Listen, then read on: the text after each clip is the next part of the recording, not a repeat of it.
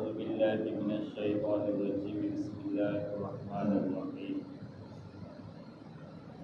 ولا تحسبن الله غافلا عما يعمل الظالمون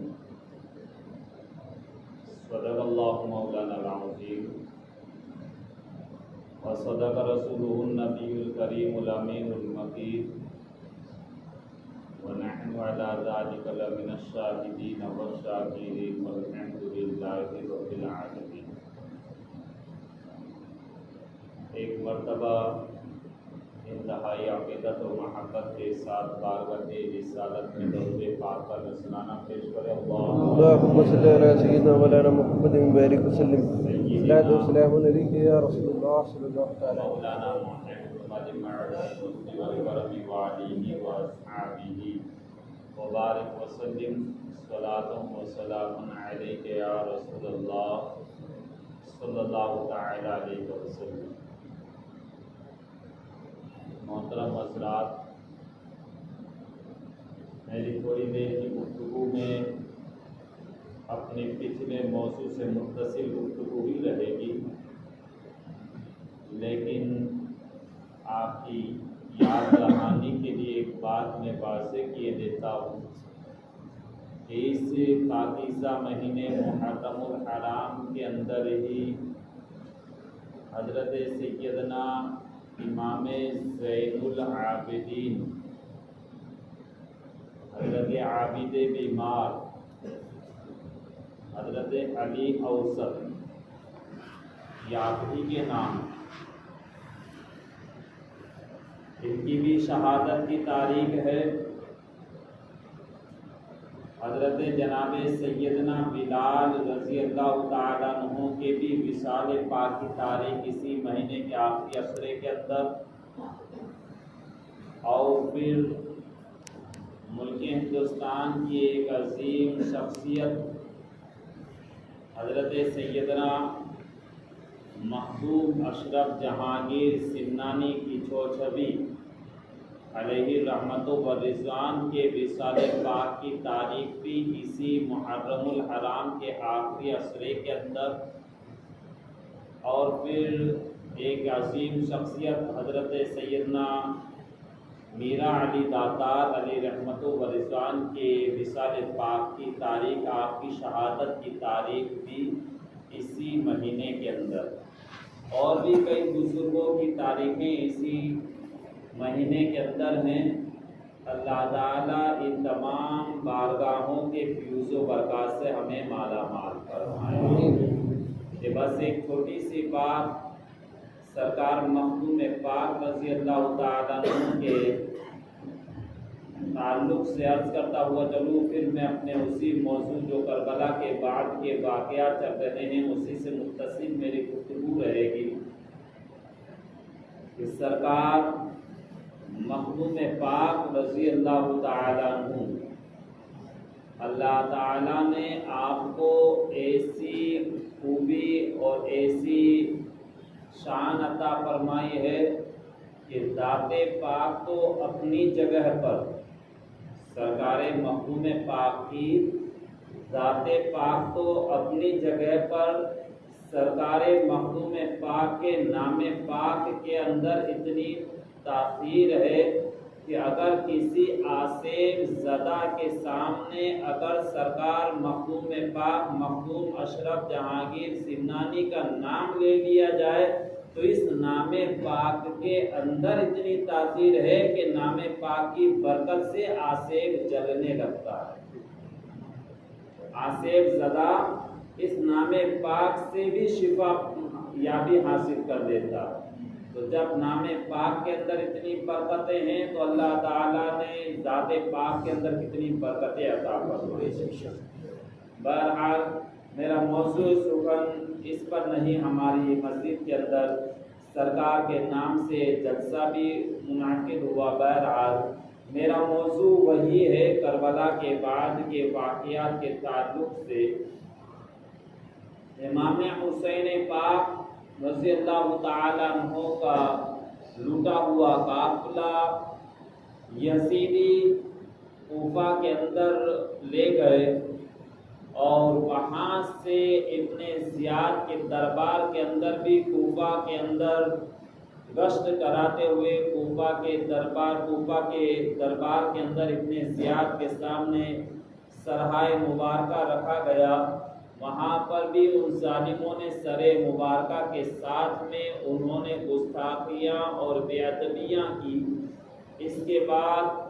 غالباً 3 دن تک سرہائے شہدائے کرام کو ان ظالموں نے کوفہ کے اندر لٹکا کر کے رکھا اور پھر دمشق کے اندر یزید کے دربار کے اندر ان سرہائے مبارکہ کو اور دیگر جو امام حسین پاک کے اہل بیت اطہار کے جو افراد تھے، خواتین محترمات یا حضرت امام زین العابدین وغیرہ، ان حضرات کو بھیجنے کے لیے 10,000 سپاہیوں کا ایک دستہ تیار کیا اور یہ 10,000 لوگ 10,000 یزیدی سپاہی امام حسین پاک کا لوٹا ہوا قافلہ اب کوفہ سے دمشق کی جانب لے کر کے چلے. حضرات، میں نے بتایا تھا گزشتہ جمعہ میں بھی کہ امام حسین پاک کی شان پاک یہ ہے کہ امام حسین پاک کا سر مبارک تن سے جدا تھا، لیکن بعض اوقات سر پاک تن سے جدا ہونے کے باوجود بھی لبہائے مبارکہ جنبش میں تھے اور لبہائے مبارکہ سے قرآن کریم کی تلاوت کی آواز آ رہی تھی. بعض علماء کرام فرماتے ہیں اور بعض اولیاء کرام نے اس آواز کو بھی سنا،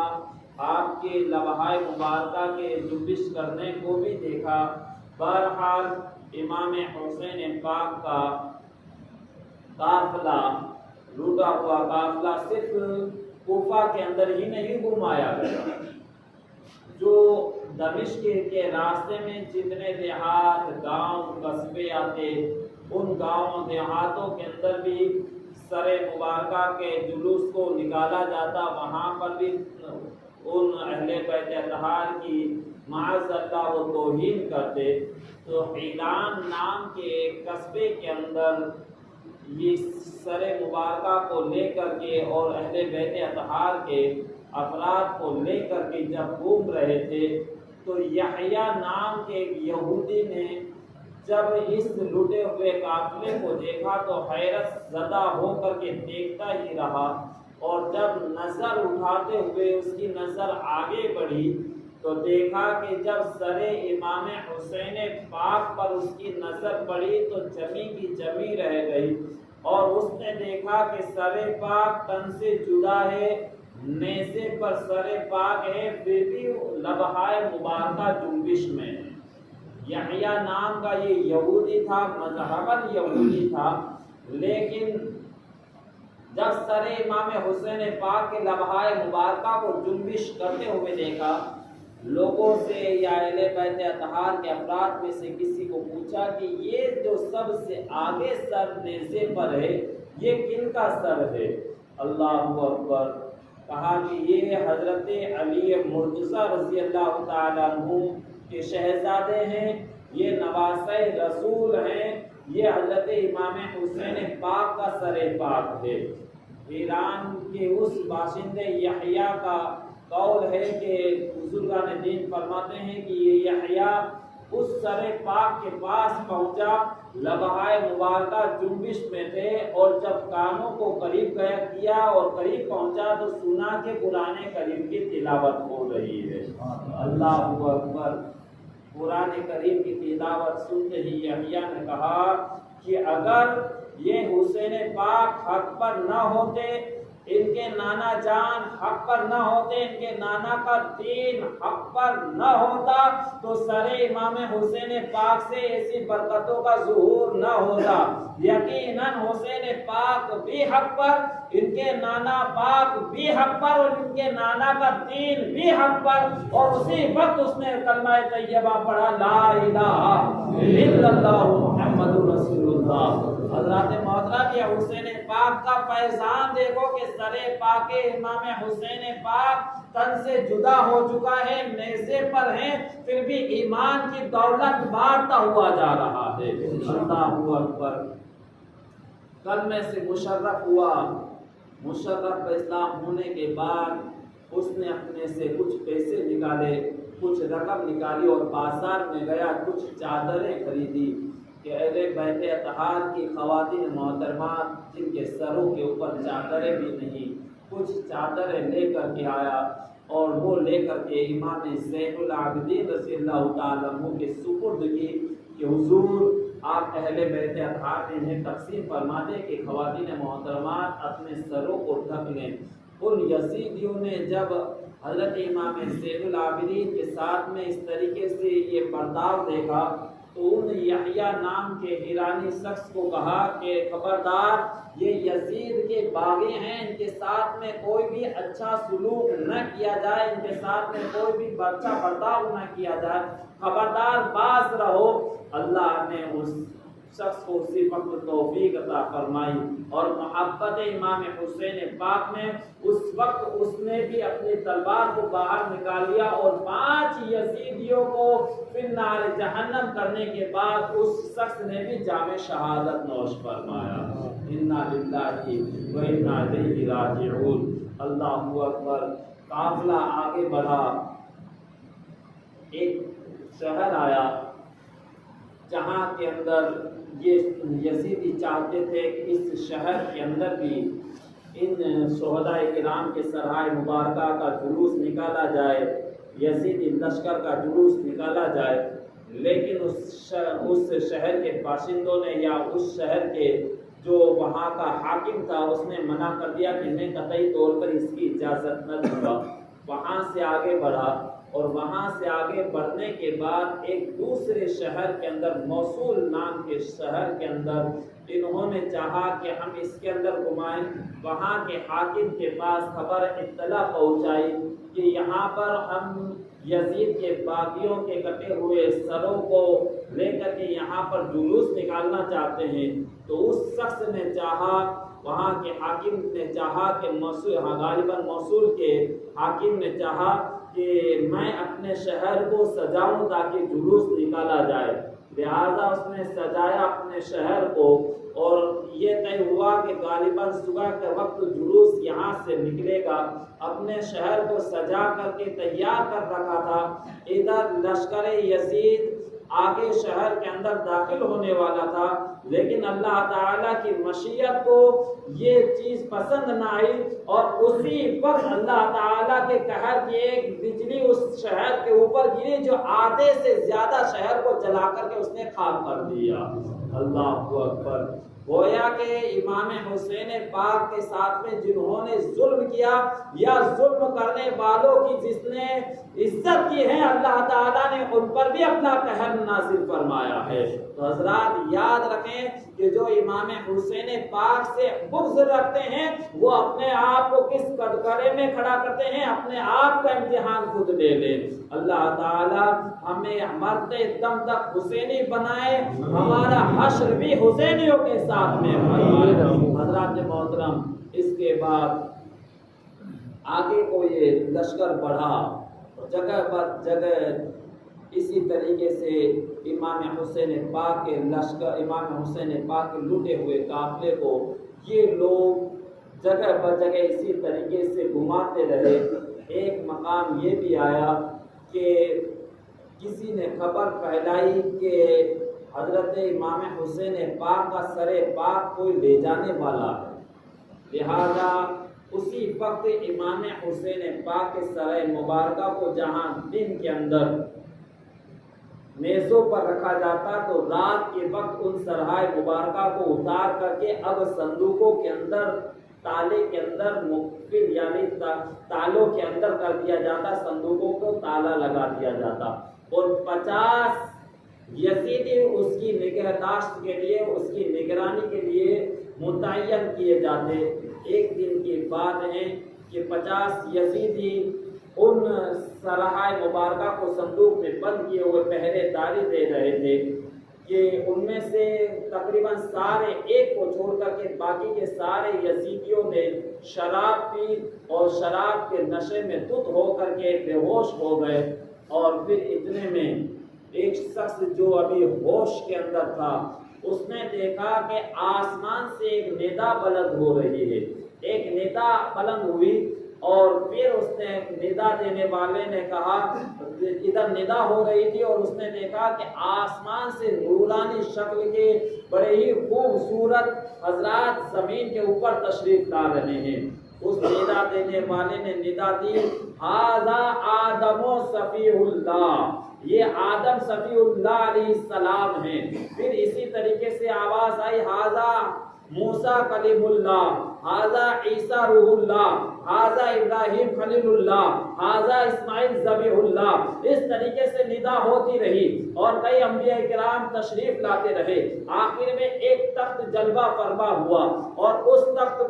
تخت کے جلوہ ہونے کے بعد آواز آئی، ھذا محمد الرسول اللہ، یہ اللہ کے رسول محمد صلی اللہ تعالی علیہ وسلم ہیں. اللہ کے پیارے حبیب اس تخت پر جلوہ فرما ہو گئے. اتنے میں اس شخص نے دیکھا ایک فرشتہ آگے بڑھا جس کے ہاتھ کے اندر ایک آگ کا گرز تھا. اس آگ کے گرز لیے ہوئے فرشتے نے ایک ایک یزیدی کے سر پر مارنا شروع کیا. جیسے ہی وہ آگ کا گرز اس یزیدی پر ایک مار پڑتا جل کر کے خاک ہو جاتا. یہاں تک کہ اس شخص نے دیکھا کہ اس کے جتنے ساتھی وہاں پر شراب کے نشے کے اندر مدہوش پڑے ہوئے تھے سب کو جلا کر کے کھا کر دیا. اب وہ فرشتہ اسی شخص کی طرف بڑھا تو یہ بھاگ کر کے اللہ کے پیارے حبیب کے سامنے کھڑا ہو گیا اور عرض کیا کہ یا رسول اللہ مجھے بچا لیجئے، میں آپ کے شہزادے کو قتل کرنے والوں میں نہیں تھا. اللہ کے پیارے حبیب نے عالم جلال کے اندر اپنے چہرے مبارکہ کو اس کی طرف سے پھیر لیا اور ارشاد فرمایا کہ اللہ تعالیٰ تجھے معاف نہیں فرمائے گا،